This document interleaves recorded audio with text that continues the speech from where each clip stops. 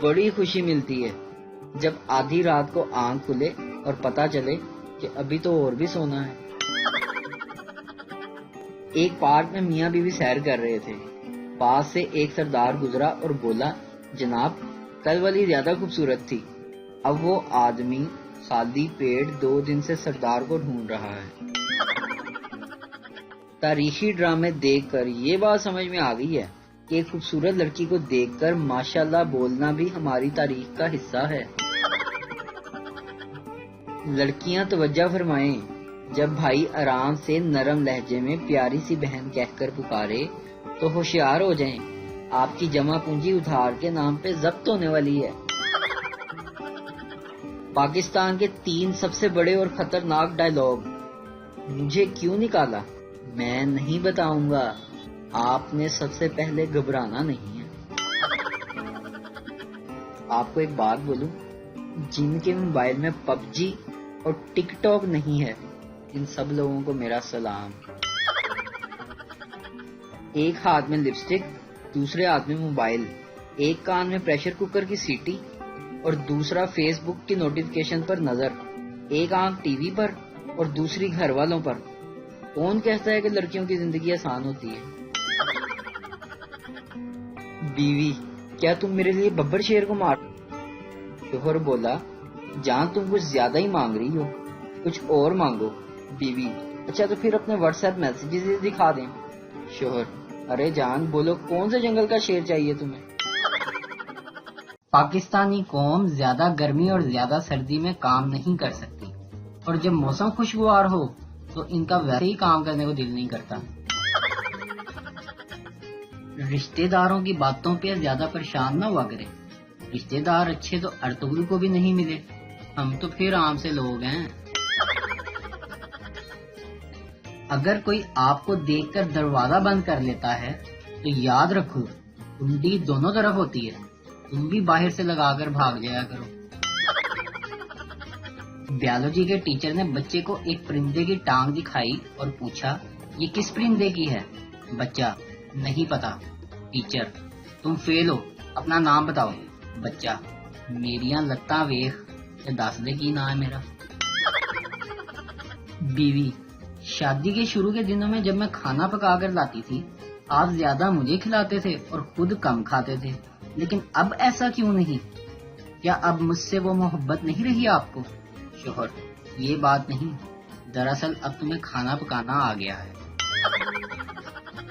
Accountant کی بیوی نے اپنے شوہر سے پوچھا، یہ افراط زر کیا ہوتا ہے؟ اکاؤنٹنٹ، پہلے تمہاری عمر 21 تھی، کمر 28 تھی اور وزن تھا 50 کلو۔ اب تمہاری عمر 40، کمر ہے 38 اور وزن ہے 80 کلو، یعنی اب تمہارے پاس سب کچھ پہلے سے زیادہ ہے، پھر بھی ویلیو کم ہے۔ یہی افراط زر ہے۔ معاشیات اتنی مشکل نہیں اگر صحیح مثال دے کر سمجھایا جائے۔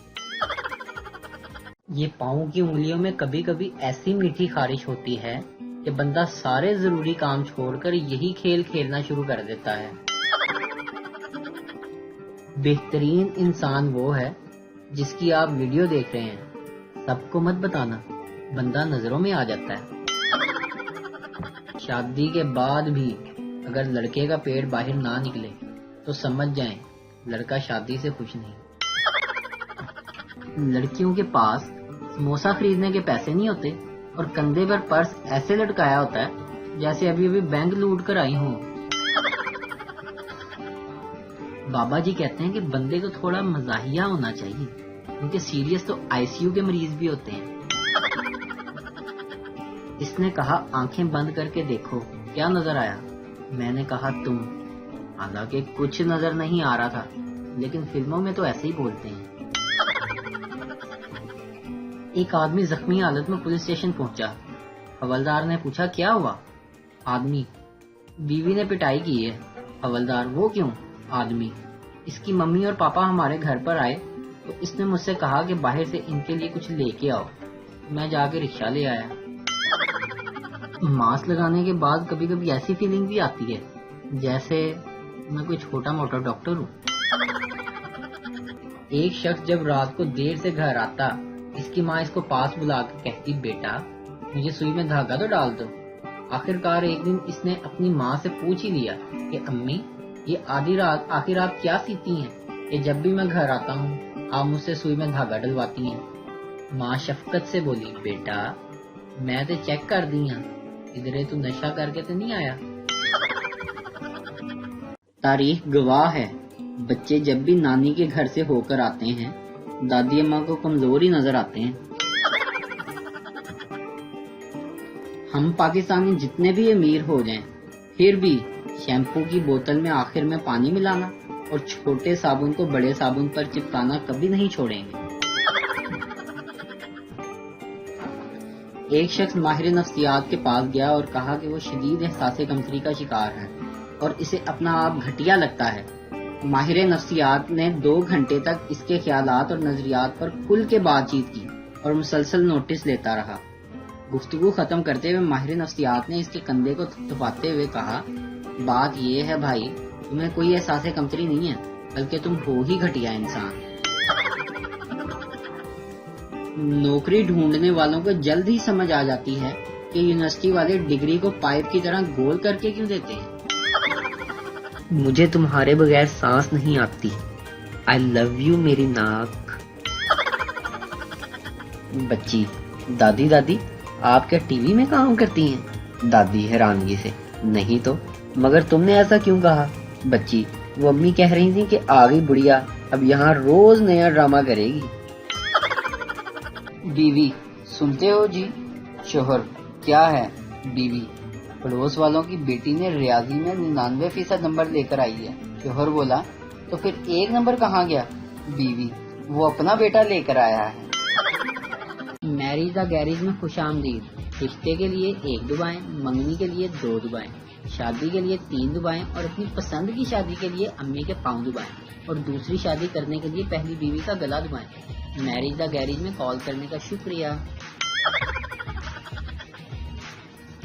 رشتے داروں کو تنخواہ کم بتاؤں تو عزت ہی نہیں کرتے اور اگر زیادہ بتاؤں تو پیسے ادھار مانگ لیتے ہیں۔ اب سمجھ نہیں آتی کہ بندہ عزت بچائے یا پیسے۔ ایک آدمی اپنے بیٹے کے لیے ایک طوطا خریدنے کے لیے ایک دکان پر گیا۔ اس نے دیکھا کہ ایک پنجرے میں 3 طوطے ہیں۔ اس نے دکاندار سے پوچھا کہ دائیں طرف والے طوطے کی کیا قیمت ہے؟ دکاندار نے کہا 1 لاکھ روپے۔ آدمی بولا کہ اس میں ایسی کیا خوبی ہے؟ دکاندار نے آگے سے جواب دیا کہ یہ کمپیوٹر آپریٹ کرنا جانتا ہے۔ اسی طرح آدمی نے دوسرے طوطے کی قیمت پوچھی تو دکاندار نے بتایا یہ ہے 3 لاکھ روپے کا۔ آدمی نے کہا اس میں کیا خاص بات ہے؟ آدمی نے کہا ایک تو یہ انگلش بولتا ہے، دوسرا یہ پروگرامنگ بھی جانتا ہے۔ آدمی نے کہا واہ، اچھا یہ تیسرے طوطے کی کیا قیمت ہے؟ دکاندار بولا صرف 5 لاکھ۔ آدمی نے کہا واہ اتنی زیادہ قیمت، اچھا بھائی اس میں کیا خوبی ہے؟ دکاندار نے جواب دیا اس میں خوبی کا تو مجھے نہیں پتا، لیکن اس میں ایک خوبی ہے کہ یہ کام کچھ کرتا نہیں ہے اور باقی دونوں طوطے اس کو اپنا باس کہتے ہیں۔ میری ایک بات ہمیشہ یاد رکھنا، اکٹھے کھانا کھاتے وقت کبھی بھی پانی کے کولر کے پاس مت بیٹھنا۔ اس نے کہا تم مجھ سے کتنا پیار کرتے ہو؟ میں نے مسکرا کر کہا جتنا تم کرتی ہو۔ وہ بولی کمینے تو بھی ٹائم پاس کر رہا ہے۔